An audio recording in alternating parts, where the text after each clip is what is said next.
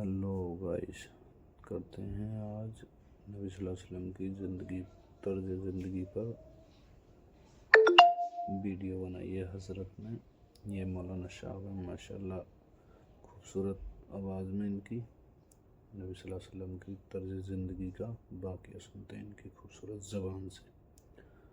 तो आइए करते हैं स्टार्ट। अस्सलाम वालेकुम दोस्तों, कैसे हो? उम्मीद है कि सब खैरियत से होंगे। अल्लाह आप लोगों को ऐसे ही खुश रखे। ये वीडियो सरकार दो आलम सल्लल्लाहु अलैहि वसल्लम की जिंदगी पर बनने वाली वीडियो सीरीज का, जिसका नाम मोहम्मद सबके लिए, उसका पहला हिस्सा होगा, पार्ट 1 होगा। इससे पहले कि हम सरकार दो आलम सल्लल्लाहु अलैहि वसल्लम की सीरत मुबारका यानी आप सल्लल्लाहु अलैहि वसल्लम की पूरी जिंदगी को सुनना समझना शुरू करें, उससे पहले थोड़ा शॉर्टकट में मक्का मुकर्रमा की सरजमीन का बैकग्राउंड को समझना जरूरी है कि मक्का शहर कहां आबाद हुआ, कैसे आबाद हुआ, किसने आबाद किया, और साथ साथ काबतुल्लाह की तामीर कब हुई, कहां हुई और कैसे शुरू हुई और किसने की, ताकि सरकार दो आलम सल्लल्लाहु अलैहि वसल्लम की पूरी जिंदगी हमारे दिमागों में बेहतर तरीके से बैठ सके। तो चलिए शुरू करते हैं। मक्का मुकर्रमा यानी मक्का शहर आज से तकरीबन 4000 साल से भी ज्यादा पहले हजरत इब्राहिम अलैहिस्सलाम की बीवी हजरत हाजरा अलैहिस्सलाम ने आबाद किया था। यही शहर बाद में मोहम्मद रसूलुल्लाह सल्लल्लाहु अलैहि वसल्लम का वतन हुआ। हजरत इब्राहिम अलैहिस्सलाम के जमाने में ये एक ऐसा इलाका था जहां दूर दूर तक कोई आबादी नहीं थी, यानी न कोई इंसान रहता था, न कोई परिंदा, न कोई जानवर रहता था। बिल्कुल काले पत्थरों से भरा हुआ ये इलाका और चटियल मैदान, न कोई पानी, न कोई सब्जा, न कोई हरियाली का निशान था। मगर खुदा को इस सरजमीन को दुनिया में बढ़ाना था, इसलिए इस जमीन को आबाद करने का अल्लाह तबारक व तआला ने इरादा किया। उसने अपने दोस्त, अपने खलील, अपने प्यारे नबी हजरत इब्राहिम अलैहिस्सलाम को हुक्म दिया कि वो अपनी बीवी और अपने दूध पीते बच्चे को इस जमीन में पहुंचा दे। हजरत इब्राहिम अलैहिस्सलाम ने अल्लाह के हुक्म के आगे सर झुकाया और अपने बीवी बच्चों को इस वीरान और चटियल मैदान में पहुंचा दिया। अल्लाह के खलील यानी अल्लाह के दोस्त हजरत इब्राहिम अलैहिस्सलाम ने अपनी प्यारी बीवी और अपने मासूम बच्चे हजरत इस्माइल अलैहिस्सलाम को उस वीरान जगह पर अकेले छोड़कर चले गए। हजरत हाजरा अलैहिस्सलाम यहाँ पर हैरान और परेशान फिर रही थी। उनकी गोद में मासूम बच्चा भूख और प्यास से तड़प रहा था। अल्लाह ताला ने अपने फरिश्ते हजरत जिब्राइल अलैहिस्सलाम को भेजा। जिस जगह आज काबा है उसके करीब हजरत इस्माइल अलैहिस्सलाम जहां प्यास की वजह से अपनी एड़ियां रगड़ रहे थे, अल्लाह के हुक्म से वहां पर पानी का चश्मा उबल पड़ा। यही वो चश्मा है जो जमजम का कुआं कहलाता है। इस तरह खुदा ने इस सूखे और बंजर इलाके में पानी का इंतजाम कर दिया और हजरत हाजरा और उनका बेटा हजरत इस्माइल अलैहिस्सलाम यहाँ सब्र और सुकून के साथ रहने लग गए। फिर क्या था, यहाँ पानी को देखकर परिंदे आने शुरू हो गए। हर वक्त परिंदों के झुंड वहां पर उड़ने लगे। इत्तेफाक से उस जमाने में एक काफिला वहां से गुजर रहा था। वो काफिला एक कबीले का था। वो कबीले का नाम बनी जुरहुम था, जो पानी की तलाश में इधर उधर भटक रहा था। उसने परिंदों के झुंड को उड़ते हुए देखा तो समझ गए कि यहाँ कहीं पर पानी मौजूद है और ढूंढते ढूंढते वो उस कुएं के पास पहुंच गए।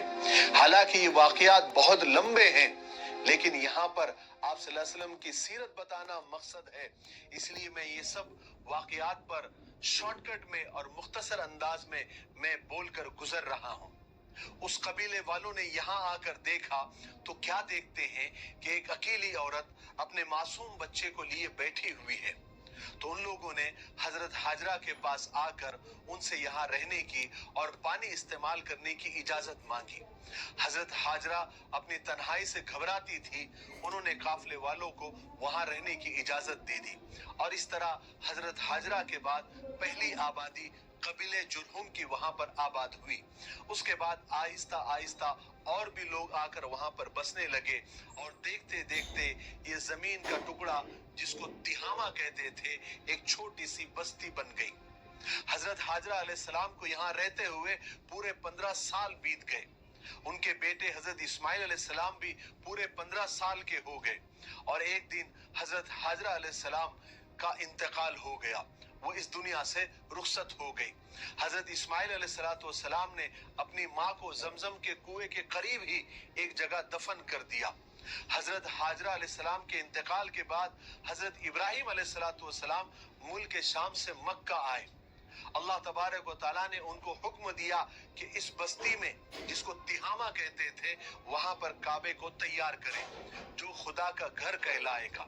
حضرت ابراہیم علیہ السلام نے جب اپنے بیٹے سے جب وہ ملاقات ہوئی، ملے، تو ان کو یہ بات بتائی کہ مجھے اللہ نے یہ حکم دیا ہے کہ میں یہاں پر ایک گھر بناؤں جہاں لوگ خدا کی عبادت کریں، اور تم اس کام میں میرا ہاتھ بٹانا۔ اس کے بعد ابراہیم علیہ السلام نے وہ جگہ بتائی جہاں پر آج کعبہ موجود ہے۔ حضرت اسماعیل علیہ السلام نے فوراً اپنے باپ کا حکم مانا اور تعمیر کے لیے پتھر وغیرہ اکٹھا کرنا شروع کر دیے، اور حضرت ابراہیم علیہ السلام نے دیواریں بنانا شروع کر دی، اور کچھ ہی دنوں میں کعبہ تیار ہو گیا جہاں پر لوگ خدا کی عبادت کرنے بھی لگ گئے۔ حضرت ابراہیم علیہ السلام خدا کے برگزیدہ رسول تھے، تمام عمر لوگوں کو خدا کی عبادت اور سیدھے راستے پر چلنے کی بات کرتے رہے اور تبلیغ کرتے رہے، لوگوں کو سمجھاتے رہے۔ کعبے کی تعمیر کے بعد حضرت ابراہیم علیہ السلام کا بھی انتقال ہو گیا، اور اللہ تبارک و تعالیٰ نے ان کے بعد اسماعیل علیہ السلام کو نبی بنایا۔ حضرت اسماعیل نے بھی لوگوں کو خدا کے ایک ہونے کا پیغام دیا اور صحیح اور سچی بات لوگوں تک پہنچائی۔ اس طرح مکہ میں حضرت اسماعیل علیہ السلام کا سچا مذہب پھیلنے لگا، اور اللہ تبارک و تعالیٰ نے لوگوں کے دلوں میں اپنے پاک گھر کی عزت اور محبت ڈال دی، یعنی کعبہ کی محبت ڈال دی، اور بہت جلدی دور دور تک اس کی شہرت ہو گئی، ایڈورٹائز ہو گئی۔ آخر کار 100 سال تک لوگوں کو سیدھا راستہ بتانے والے حضرت اسماعیل علیہ السلام کا بھی انتقال ہو گیا۔ آپ کی شادی چونکہ مکہ میں ہی ہوئی تھی تو آپ کی اولادیں بھی یہی پر رہتی تھی، یہاں تک کہ آپ کی اولادیں اتنی بڑھ گئی بعد میں کہ وہ دوسرے شہروں میں بھی جا کر بسنے لگی۔ مکے والوں میں بیت اللہ شریف کے انتظامات کی بہت اہمیت تھی، اور بیت اللہ کے انتظامات کرنے والے یعنی ٹرسٹیان جو کعبہ تھے وہ حضرت اسماعیل علیہ السلام کے ہی خاندان کے لوگ تھے۔ چونکہ وہی لوگ ٹرسٹی تھے اس لیے کعبے کی چابیاں بھی انہی کے پاس ہوتی تھی۔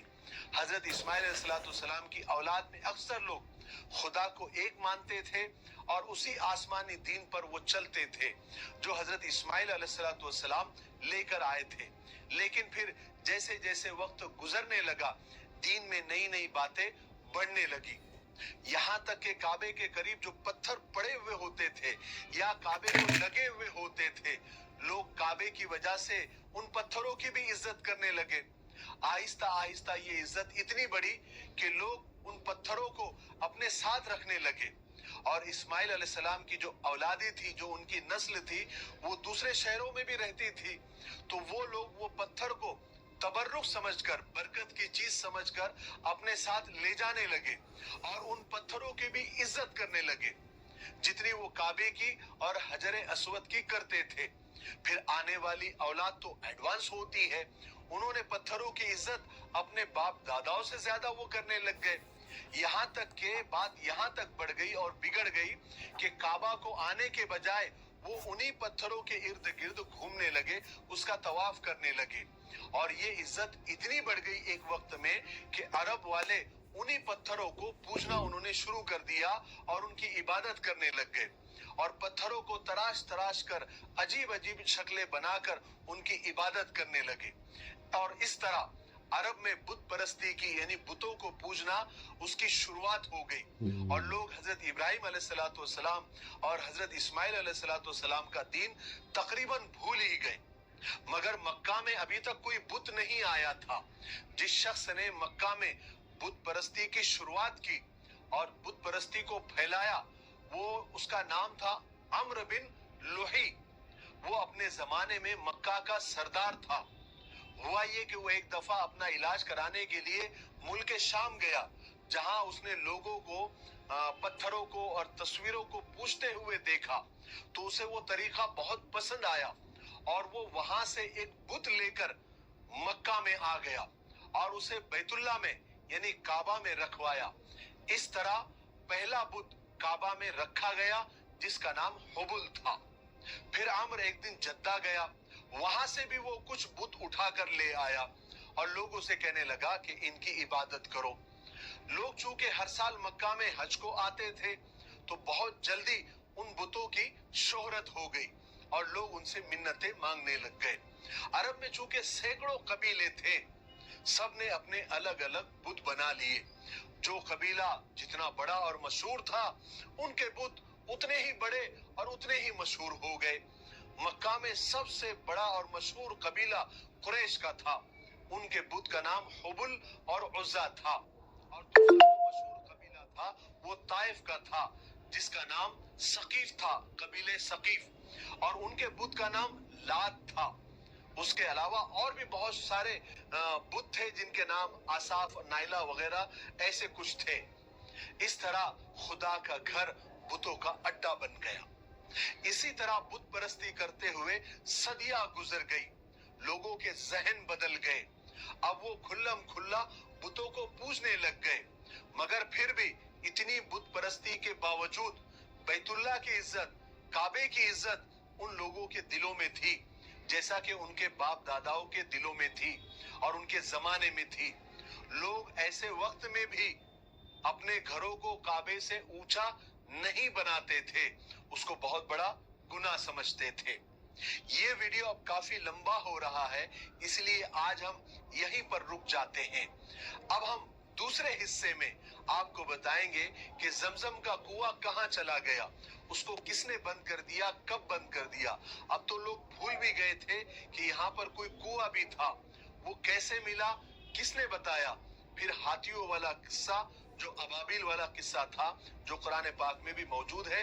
उसके बाद सरकार दो आलम सल्लल्लाहु अलैहि वसल्लम के पैदा होने से पहले अल्लाह तबारक व तआला ने कैसी निशानियां दुनिया को बताई थी, ये हम दूसरे हिस्से में आपको बताएंगे।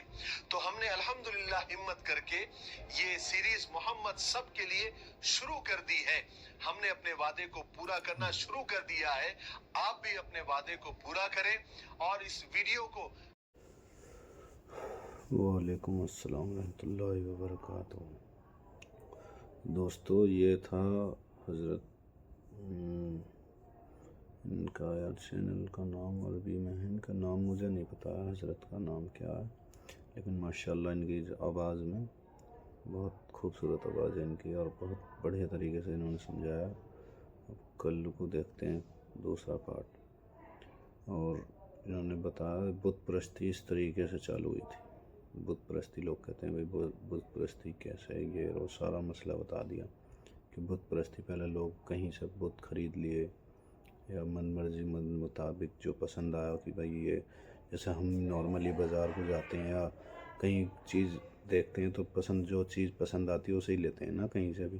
तो उसी तरीके से जैसे भी जो बुत पसंद आया वो बुत लिया, अपना घर पे लिया, उसे पूजने लगे। फिर जहाँ मर्जी रख दो, लोगों को फोर्स करने लगे, मतलब उस चीज़ में फिर वो चीज़ चलती चली गई। तो ये था भाई